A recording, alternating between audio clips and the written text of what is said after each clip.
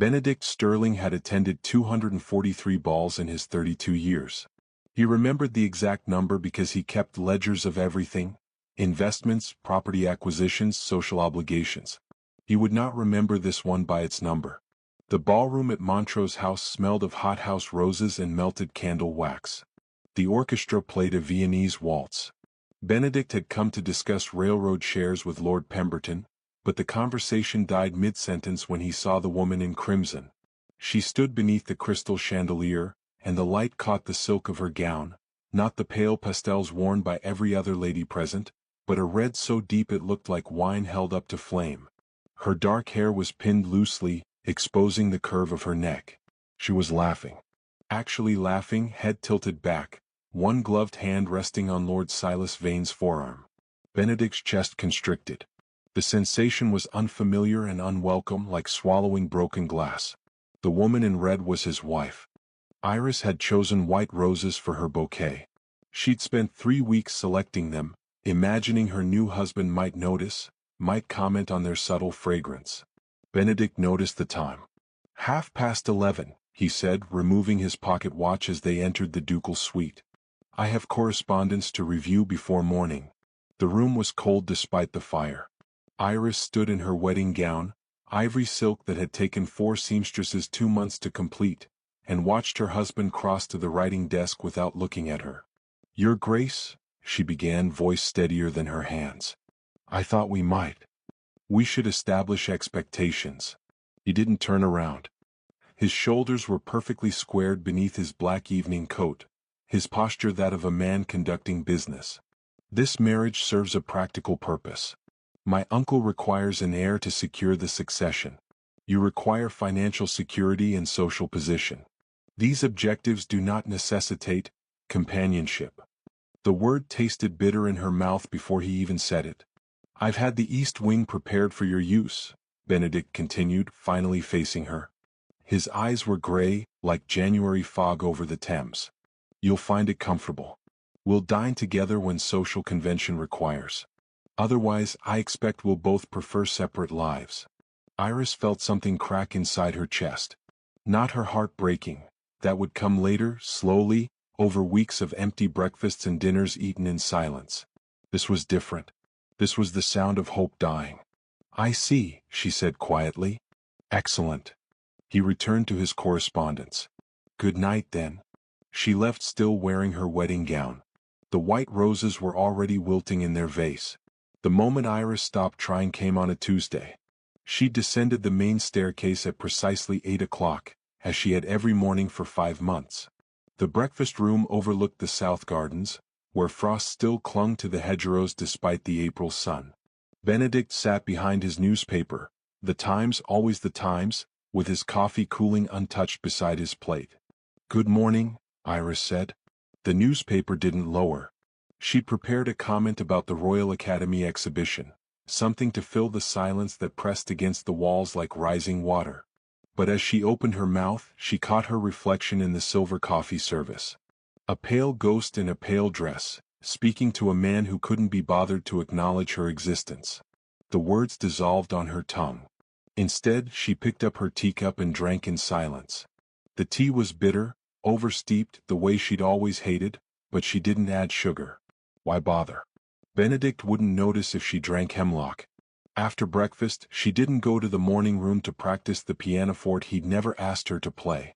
She went to the library and requested every book on architecture the household possessed. By afternoon, she'd had her trunks moved to the East Wing. Benedict came home to find her gone from the rooms adjacent to his. He stood in the empty dressing room, running his fingers along the bare marble vanity. The air still held traces of her lavender perfume.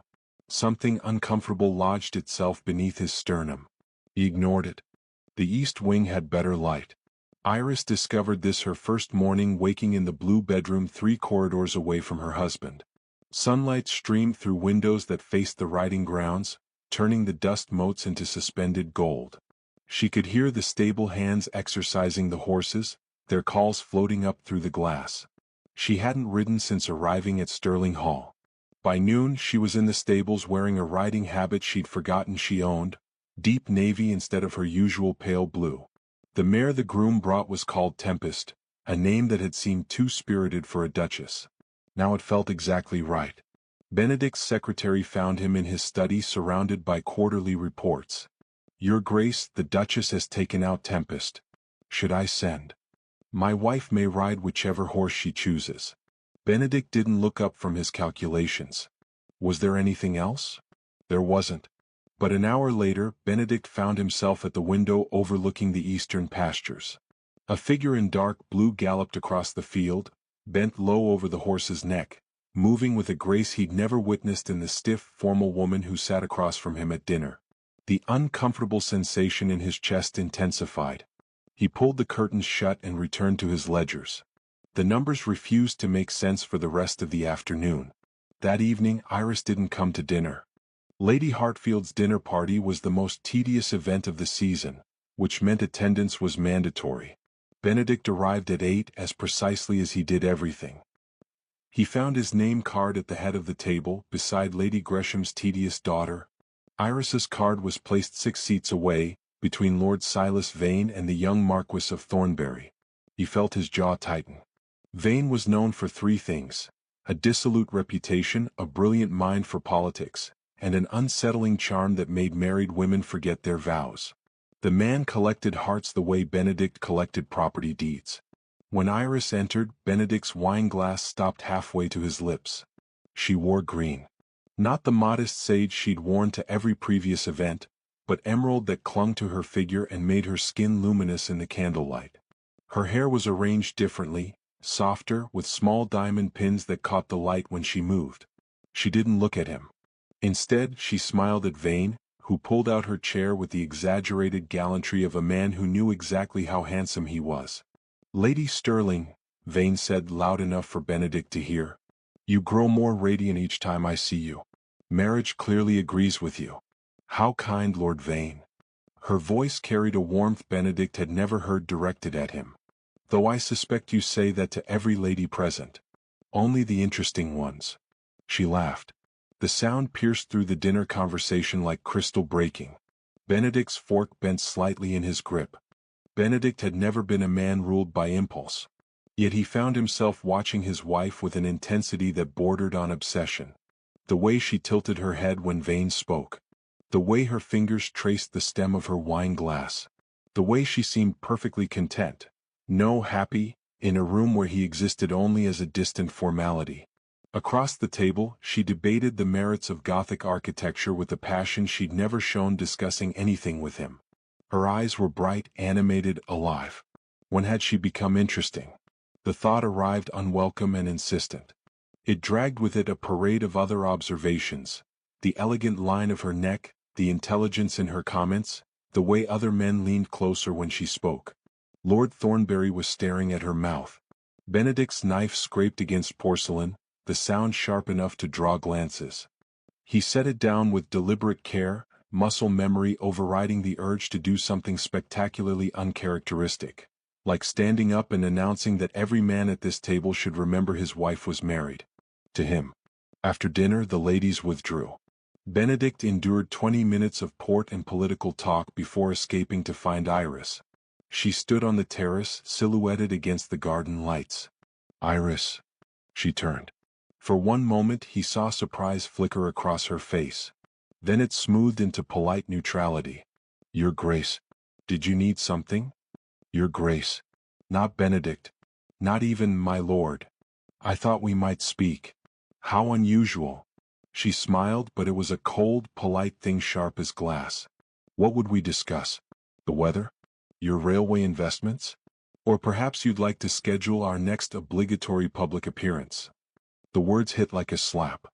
Benedict prided himself on logic, on seeing patterns in numbers and finding solutions to complex problems. He could not solve his wife. She attended every social function required of her position. She smiled appropriately. She wore beautiful gowns. She never created scandal or embarrassment.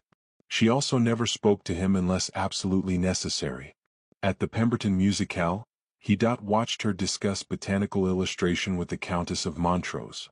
At the theater, she laughed at the comedy while he sat rigid in the ducal box, hyper-aware of every man's gaze that lingered on her. At Lady Weatherby's garden party, he found her reading Wollstonecraft in the shade, a book that would have scandalized half the ton, with the kind of absorbed focus he'd only ever seen her direct at him once. On their wedding night, when she'd looked at him with something that might have been hope, he'd extinguished it with clinical efficiency. The realization arrived late one night as he sat alone in his study. The east wing was dark. Iris had retired hours ago. The distance between their bedrooms suddenly felt insurmountable, though he could cross it in perhaps 3 minutes. He'd asked for separate lives. She'd given him exactly what he requested. The feeling in his chest wasn't discomfort. It was regret, sharp and consuming, wrapped around something more dangerous. What? He wanted his wife. Not the invisible ghost who'd haunted his breakfast table for months, but this woman, the one who rode Tempest like she was racing the wind, who debated with Silas Vane, who'd stopped looking at him entirely. Benedict set down his pen and stared at the ledgers that had always made sense. Nothing made sense anymore. Do you think he deserves a second chance? Will Iris ever forgive the man who broke her heart with cold indifference? Subscribe to find out what happens when a duke who's never begged for anything in his life discovers the one thing he can't buy is the love he threw away. The Montrose ball was where everything shattered. Benedict had arrived late, detained by a meeting with his solicitors that had run past schedule. He disliked tardiness, it suggested a lack of control, but the contracts required his signature before morning. He entered the ballroom scanning for his wife out of habit. A habit that had formed without his permission over the past 3 weeks, this compulsion to locate her in every crowded room, to catalog who stood too close, who made her smile. Then he saw the dress.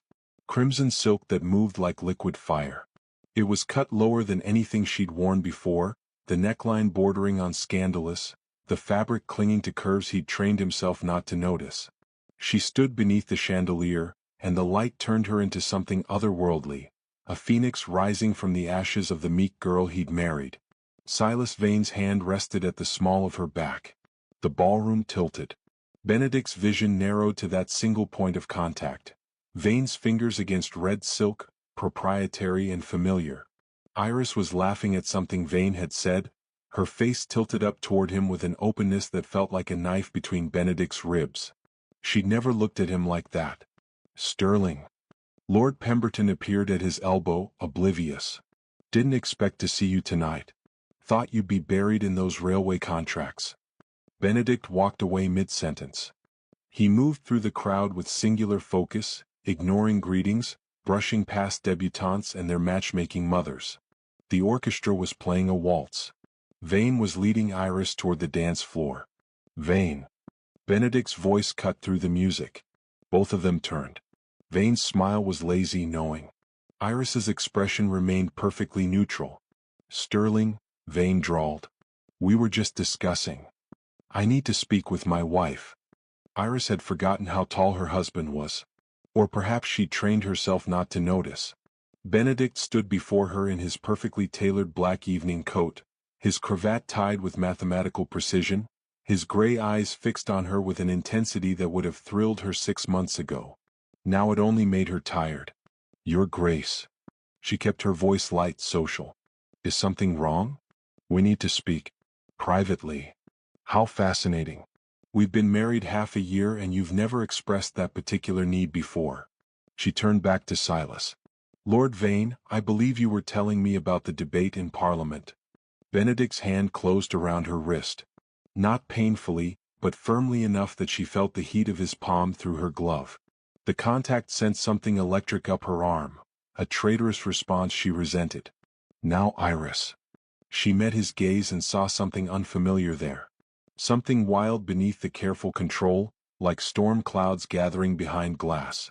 Very well. She withdrew her hand with deliberate slowness. Excuse us, Lord Vane. Silas's expression suggested he understood exactly what was happening. Of course.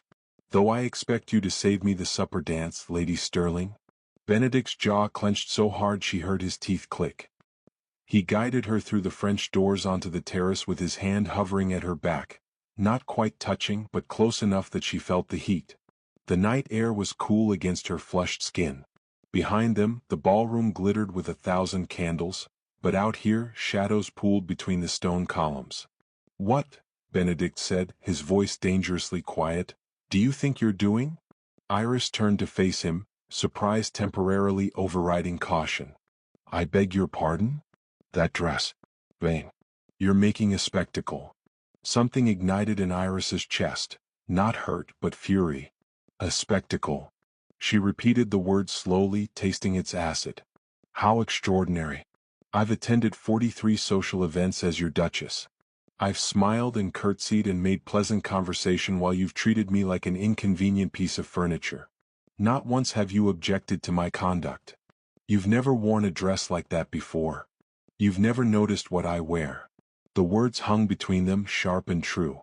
Benedict's hands flexed at his sides and she recognized the gesture. He did it when the ledgers wouldn't balance, when something refused to fit into his carefully ordered world. "I notice," he said finally. "Since when?" She laughed, the sound brittle. "Since Silas Vane started paying me attention? Since other men started looking at me the way you never have? That's not—" He stopped, his composure cracking at the edges. "You're my wife." "Yes. And you made abundantly clear what that means." She stepped closer, close enough to see the muscle jumping in his jaw. "We have separate lives, Benedict. You requested it. I'm simply honoring your wishes." "Things have changed." "Have they?" She tilted her head, studying him the way she might examine an interesting insect. "Tell me, what color were my eyes when you married me? What's my favorite book? Do you even know where I spend my days?" He stared at her and she watched realization bloom across his face. He didn't know. He'd never asked. "That's what I thought." She turned toward the ballroom. "Now if you'll excuse me, Lord Vane is waiting." Benedict caught her arm and spun her back. "Don't." The word came out raw, stripped of its usual polish. "Don't what?" she challenged. "Don't enjoy myself? Don't let another man treat me like I matter? Don't look at him the way you used to look at me?" The confession hung in the air between them, stunning them both. Benedict had not intended to say that. He'd come out here with a plan, cool rationality, a logical discussion about appropriate conduct. Instead, he was unraveling like poorly spun thread, and his wife was watching it happen with something that looked almost like pity. "I don't look at you at all anymore," Iris said quietly. "You made sure of that." The words cut deeper than any blade. "I was wrong." The admission tasted foreign on his tongue. Benedict Sterling did not make mistakes. He calculated, he planned, he executed with precision. Except he'd miscalculated catastrophically, and the evidence stood before him in crimson silk, beautiful and utterly unreachable. "You were honest," Iris corrected. "You wanted a broodmare and a hostess, not a wife. I've tried very hard to give you exactly that. I don't want that." His voice had gone hoarse. "Not anymore." "How convenient. You've decided to want me now that someone else does." She'd struck the truth dead center. Benedict felt it like a physical blow, the jealousy that had been eating him alive for weeks, the rage that consumed him every time Vane touched her, the sick twist in his gut when she smiled at other men with the warmth she'd once offered him. "Yes," he said, because lies had gotten him nowhere. "I'm jealous. I'm furious. I can't sleep because I know you're 3 corridors away and I have no right to go to you.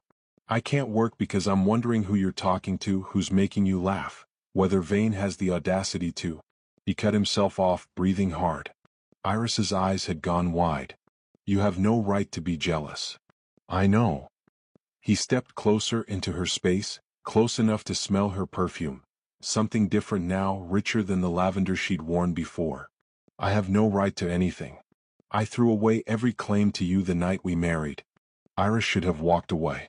6 months of cold indifference, of eating breakfast across from a man who treated her like wallpaper, of crying silently in the East Wing, all of it demanded she turn and leave him standing here with his belated regrets. But his hands were shaking. Benedict Sterling, the Duke of Precision, the man who controlled everything from his cravat to his investments with mathematical exactitude, was shaking. "What do you want?" she whispered. "You." The word came out desperate. "I want you to move back to the West Wing. I want to know what you're reading. I want to hear about your rides on Tempest. I want—" He stopped, his control finally splintering completely. I want to deserve you and I have no idea how.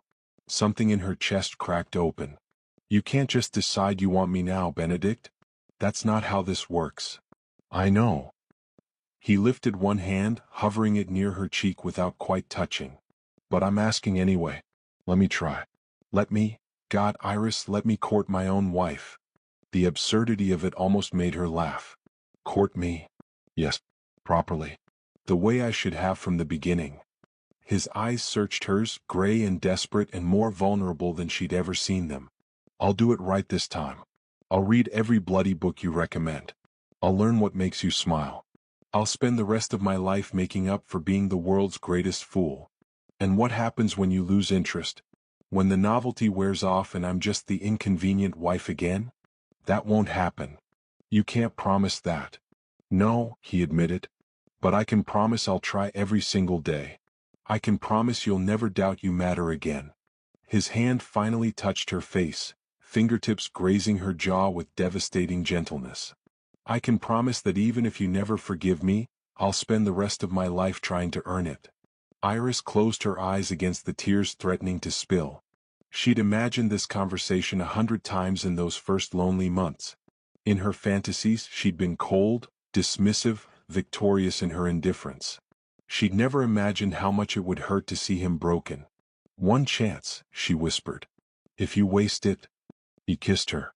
Not the perfunctory brush of lips from their wedding ceremony, but a real kiss, desperate and seeking and flavored with something that tasted like salvation. His hands framed her face like she was precious, like she was the only thing keeping him tethered to earth. When they broke apart, both breathing hard, he pressed his forehead to hers. I'll grovel spectacularly, he promised. I'll write you poetry. Terrible poetry. I'll learn to waltz properly so I can dance with you at every ball. I'll fire anyone who looks at you wrong. Oh. Benedict. Yes. Stop talking and kiss me again. He did. Behind them, the ballroom music swelled. Inside, Silas Vane would be searching for her, no doubt amused by the inevitable conclusion. Tomorrow, the Ton would whisper about the Duke and Duchess of Stirling disappearing together, about the way they'd returned with her lipstick smudged and his cravat askew. But tonight, under the stars, with her husband's hands tangled in her hair and his heart finally beating against hers, Iris Stirling decided that some things were worth a second chance. Even dukes who'd been catastrophically wrong. Even love that had to be fought for. Even marriage that started 6 months too late. The Duke of Stirling spent the next 47 years proving himself worthy. He never quite succeeded. Iris remained the better part of him, but he died at 81 with her hand in his, having loved her spectacularly every single day. Some vows, it turns out, are worth breaking. Especially the ones made in fear rather than faith.